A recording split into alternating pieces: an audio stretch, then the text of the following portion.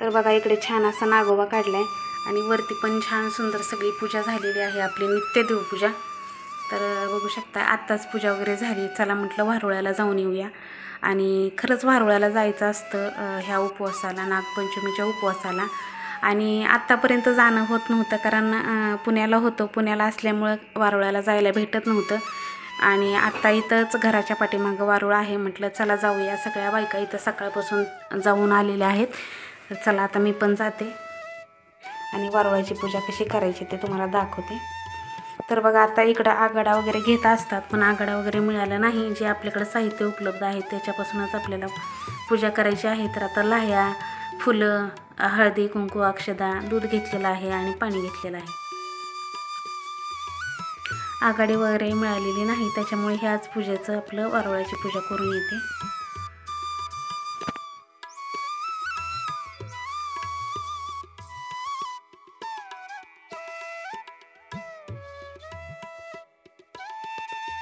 नमस्कार, सर्वप्रथम तुम्हा सर्वांना श्री स्वामी समर्थ। तुम्हाला आजचा दिवस खूप छान असा आनंदाचा आणि आरोग्यदायी जाऊ देत। तुमच्या मनातल्या सर्व चांगल्या इच्छा पूर्ण होऊ देत ही श्री आई जगदंबेच्या चरणी प्रार्थना करते आणि आजच्या आपल्या सुंदर अशा व्हिडिओला सुरुवात करते। तर ताईंनो, आज आहे नागपंचमीचा उपवास, म्हणजेच भावाचा उपवास। तर छान अशी सुंदर माझी पूजा झालेली आहे। आणि इकडे बघू शकता छान छोटासा नागोबा काढलेला आहे आपल्या ह्याच्यावरती। आणि इथं पण ह्याची पूजा केलेली आहे, जेवितेची पूजा केलेली आहे। तर आजची सुंदर देवपूजा आणि आजची सगळी अशी पूजा तुमच्याशी शेअर केलेली आहे। सकाळपासूनचं रुटीन तुमच्याशी शेअर केलेलं आहे। तर आता जायचं आहे आपलं वारुळ्याला। तर खरंच नागपंचमीच्या उपवासा दिवशी किंवा नागपंचमी दिवशी वारुळ्याला जातात। तर आता जायचं आहे वारुळ्याला। तर चला व्हिडिओ आपला न स्किप करता शेवटपर्यंत पहा। आवडला तर लाईक करा, कमेंट करा। चॅनलवर जर नवीन असेल तर चॅनलला सबस्क्राईब करा।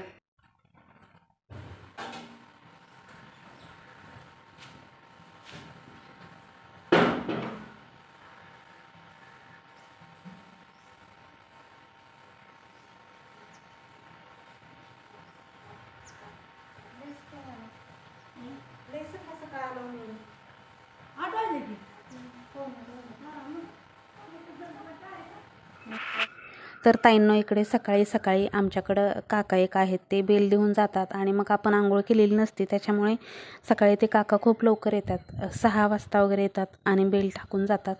तर ते त्यांना एकदाच सांगितलं की तुळशीत ठेवत जावा बेल, मग त्याच्यामुळे ते रोज सकाळी आलं ना की तुळशीमध्ये बेल ठेवून जातात। मग त्यानंतर माझी आंघोळ झाली की मी पहिले बेल घेऊन येते आणि त्यानंतर आता श्रावण महिना चालू आहे, तर रोज सकाळी आंघोळ झाल्यानंतर पूजा वगैरे करून घेते। तर असं सध्याचं आता माझं चालू आहे। श्रावण महिना म्हटलं की ह्या चातुर्मासामध्ये जे सगळे नियम आहेत ना, हे नियम जे आहेत ते सगळे मी पाळत असते आणि हे सगळ्या नियमांचं पालन करत असते। आता श्रावण महिना चालू आहे, तर सकाळी सकाळी लवकर पूजा करणं खूप चांगलं असतं। आणि सकाळी सकाळी जे लवकर पूजा करतो आपण, त्याचं वातावरण काही वेगळंच असतं घरामध्ये। बघा, खूप प्रसन्न पॉझिटिव्ह वाटतं। तर आज आहे भावाचा उपवास, तर उद्या आहे नागपंचमी आणि माझ्या सगळ्या ताईंना, मैत्रिणींना, सगळ्यांना नागपंचमीच्या पुन्हा एकदा शुभेच्छा देते। तर उद्या नागपंचमी आहे, तर तुम्हाला त्याचबरोबर आजच शुभेच्छा देते। तर माझ्या सर्व ताईंना, मैत्रिणींना नागपंचमीच्या खूप साऱ्या शुभेच्छा। तुम्हाला ह्या चातुर्मासातले सगळे सण आनंदाचे, आरोग्यदायी जाऊ देत हीच श्री आई जगदंबेच्या चरणी प्रार्थनासुद्धा करते। आणि आजचा आपला बघा व्हिडिओ आहे सुंदर असा मस्त। तर आज नागपंचमीचा उपवास, खूप दिवसांनी असं वारुळाची पूजा करायला मिळाली। जवळपास 13 वर्षांनी नागोबाची पूजा केलेली आहे, म्हणजे वारुळाची पूजा। तर वारुळाची पूजा खूप वर्ष झालं केली नव्हती मी, कधीही वारुळ्याला खूप वर्ष झाले गेले नव्हते, आठवतसुद्धा नाही। मग जवळपास 13 वर्ष होऊन गेलेली आहेत। आणि जीवितेची पूजा मात्र मी दरवर्षी देवघरामध्ये करत असते आणि जीवितेचे शुक्रवारसुद्धा करत असते। तर बघा, ज्या स्त्रियांना मुलं आहेत त्या स्त्रियांनी जीवितेचे शुक्रवार करावे, आपल्या मुलांसाठी करतात।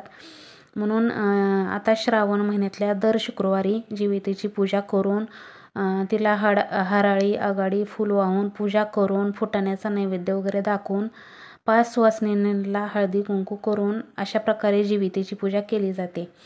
तर बघा, इकडे महादेवाची पूजा, आत्ता श्रावण महिना चालू आहे, तर महादेवाची पूजा रोजच मी अशा प्रकारे बेल वाहून, बेल अक्षत म्हणजे तांदूळ वाहून सगळे, म्हणजे अशा प्रकारे रोजचीच पूजा असते माझी। आता तुम्ही महिनाभर बघालच देवघरामध्ये रोज, देवघराच्या साईडला एका तामणामध्ये मी रोज महादेवावरती अशी पूजा करून जलधारा जी आहे ती रोजच्या रोज ठेवलेली असते. जलधारा ही माझी श्रावण महिनाभर असते. तर तुम्ही पाठीमागंसुद्धा माझे गेल्या वर्षीचे व्हिडिओ पहा, त्याच्या अगोदरचे सुद्धा आज 2 वर्षाचे व्हिडिओ पहा. श्रावण महिन्यामध्ये एका बेलाच्या पानाला आणि एका तांब्याभर जलाला खूप महत्त्व आहे. महादेवाच्या पिंडीवर आपण निस्वार्थ भावनेने जर एक तांब्या पाणी आणि एक बेलाचे पान आणि एक पांढरं फूल जरी ठेवलं तर आपल्याला खूप म्हणजे खूप पटीनं पुण्य मिळतं. आणि आपल्या मनातल्या ज्या इच्छा आहेत त्यासुद्धा आत्तापर्यंत पूर्ण कधी झालेल्या नाहीत, त्यासुद्धा इच्छा पूर्ण होतात. म्हणून बघा, भोळे शंकर आहे, त्यांची भोळ्या भावाने सेवा केली तर ते तात्काळ फळ देतात. आणि माझी दरवर्षी श्रावण महिन्यामध्ये अशाच पद्धतीनं महादेवाची पूजा असते. खरंच महादेवाची पूजा जर आपण नित्यनेमाने श्रावण महिन्यामध्ये रोज अशा प्रकारे केली तर आपल्याला आत्तापर्यंतच्या ज्या इच्छा नाही पूर्ण झाल्या त्यासुद्धा इच्छा पूर्ण होतील. म्हणून अशा पद्धतीने पूजा करत जावा श्रावण महिना, कारण वर्षातनं एकदाच येतो श्रावण महिना. महिनाभर अशा प्रकारे पूजा करायची. जलधारा ही त्याच्यावरती कायम असं पूजा झाली ना आपण त्यावेळेस फक्त जलधारा लावून द्यायची दिवसभर, मग नंतर तुम्ही नाही लावली तरी चालेल.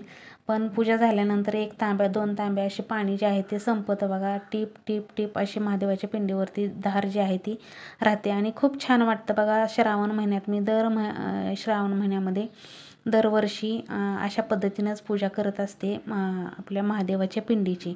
तर इकडे बघू शकता, आज आहे नागपंचमीचा उपवास. तर छान असा नागोबासुद्धा काढून घेतला आणि नागोबासुद्धा बघा कशा पद्धतीनं काढलेला आहे. तर दरवर्षी मी अशाच पद्धतीनं नागोबाचं चित्र काढत असते रांगोळीमध्ये आणि छान सुंदर रांगोळी काढलेली आहे. आता हा जो फरशीचा तुकडा आहे तर त्याच्यावरती खूप छान दिसते बघा आणि मस्त असा छोटासा नागोबा काढलेला आहे. अगदी साध्या सिंपल पद्धतीनं रांगोळीमध्ये नागोबा काढला आहे आणि तो दिसतोसुद्धा बघा खूप सुंदर आणि सुरेख. तर छान असं मस्त आणि अगदी सोप्या पद्धतीनं काढलेलं आहे बघा. ह्याला काही जास्तही केलेलं नाही, अगदी सोप्या पद्धतीनं. आणि इकडे त्याची फळीसुद्धा काढलेली आहे आणि ती जीभ जी आहे तीसुद्धा काढलेली आहे. तर अशा पद्धतीनं छान असा छोटासा नागोबा काढून घेतला. तर तुम्हाला जसं की मी सांगितलं होतं की 13 वर्षांनी जवळपास 13 वर्ष झाली मी वारुळाची पूजा केली नव्हती. त्याचं कारणसुद्धा आहे आणि खूप मोठी इमोशनल स्टोरी आहे. आमच्या आयुष्यात घडलेली खरी घटना आहे ही. त्याच्यामुळे आत्तापर्यंत मला पंचमीचा सण, रक्षाबंधनचा सण अजिबात करायला आवडत नव्हता. आणि सण म्हणजे फक्त फॉर्मॅलिटी म्हणून देवाचं कार्य करत असते मी, जास्त तामझाम काही करत नाही. कारण अशी वेळ कुठल्याही बहिणींच्या आयुष्यात येऊ नये, अशी वेळ माझ्या आयुष्यात आलेली मागच्या 13 वर्षापूर्वी. तर बघा, माझं माहेरचं हसतं खेळतं छोटंसं कुटुंब होतं. ते तुम्हाला सांगते की मला 13 वर्षापूर्वीची गोष्ट आमच्या आयुष्यात घडलेली. पहिले तर वडील वारले. वडील वारल्याच्या नंतर 4-5 वर्षांनी माझा भाऊसुद्धा वारला. तर भाऊ वारण्याचं कारण सांगते. भावाला हृदयाचा प्रॉब्लेम झाला होता. ऑपरेशनसुद्धा केलं होतं पण ऑपरेशन सक्सेस झालं नाही आणि तो खर्च गेला. माझ्यापेक्षा 2 वर्षांनी मोठा होता आणि एकच तो मला भाऊ होता. त्याच्यामुळे रक्षाबंधन आणि नागपंचमीचा सण मला कधीच साजरा करू वाटत नाही. कारण बघा, ह्या महिन्यातच तो वारला होता 13 वर्षापूर्वी. आणि नागपंचमीचा उपवास जो असतो म्हणजे आजचा उपवास आहे ना, त्या दिवशी त्याचा 13वा आला होता. त्याच्यामुळे हा सण मला अजिबात साजरा करू वाटत नाही आणि मला रक्षाबंधनसुद्धा मी कधीही साजरा करत नाही. मी फक्त स्वामींना राखी बांधते आणि झालं मग इथंच. आणि हा सण फक्त मी देवाची भक्ती भाव करत असते. मला सण म्हणून साजरा करू वाटत नाही आणि हा उपवाससुद्धा मी कधीही मोडला नाही पण तरीसुद्धा. कारण जरी तो गेला नसला म्हणजे गेला असला आमच्यातनं तरी तो आमच्या मनामध्ये कायमस्वरूपी आहे. त्याच्यामुळे ना हा उपवास मरेपर्यंत करणार आणि दरवर्षी मी करते. तर इकडे जीवेतीची सुद्धा बघा पूजा अशाच पद्धतीनं करत असते. जीवेतीची पूजा मुलाच्या आईने करायची असते.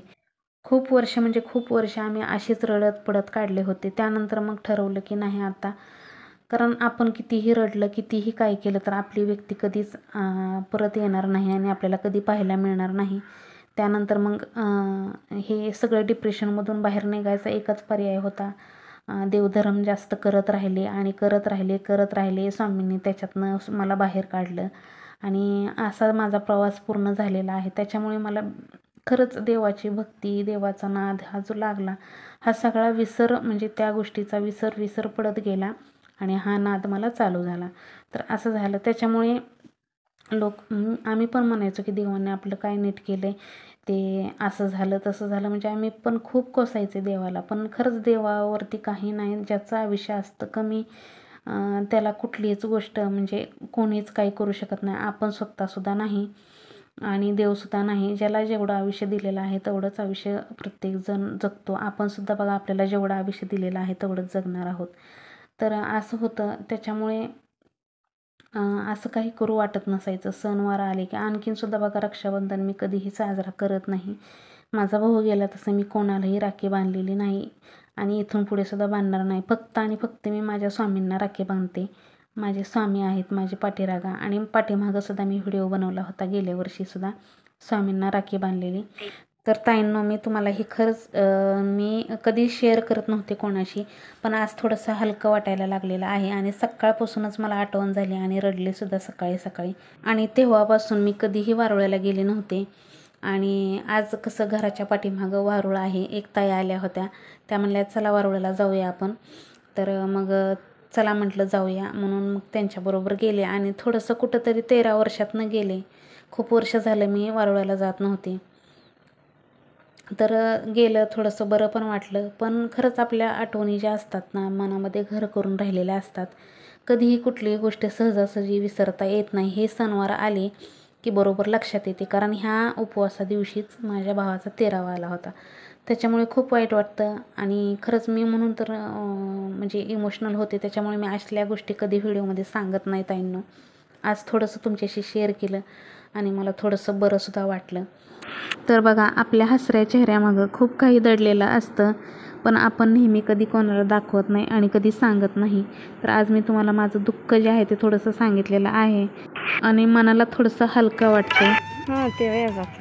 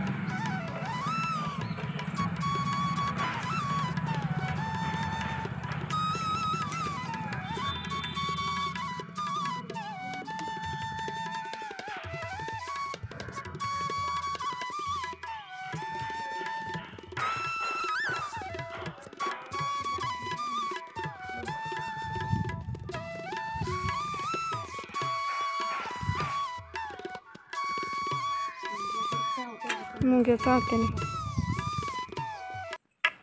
तर ताईंनो, अशा पद्धतीनं वारुळाची आज खूप वर्षांनी पूजा केली. थोडंसं बरंसुद्धा वाटलं आणि छान अशी पूजा करून आले. त्यानंतर परत देवघरामध्ये वारुळावरनं आलं की परत देवांना हळदी कुंकू अगरबत्ती ओवाळून पुन्हा एकदा दर्शन घेतलं. तर अशा पद्धतीनं पूजा करतात वारुळाची. तर खूप वर्षांनी केले होते, त्याच्यामुळं मी सुद्धा विसरल्यासारखं झालं होतं. खूप वर्षांनी म्हणजे खूप, मी म्हटलं ना का जसं की 13 वर्षांनी मी पूजा केली.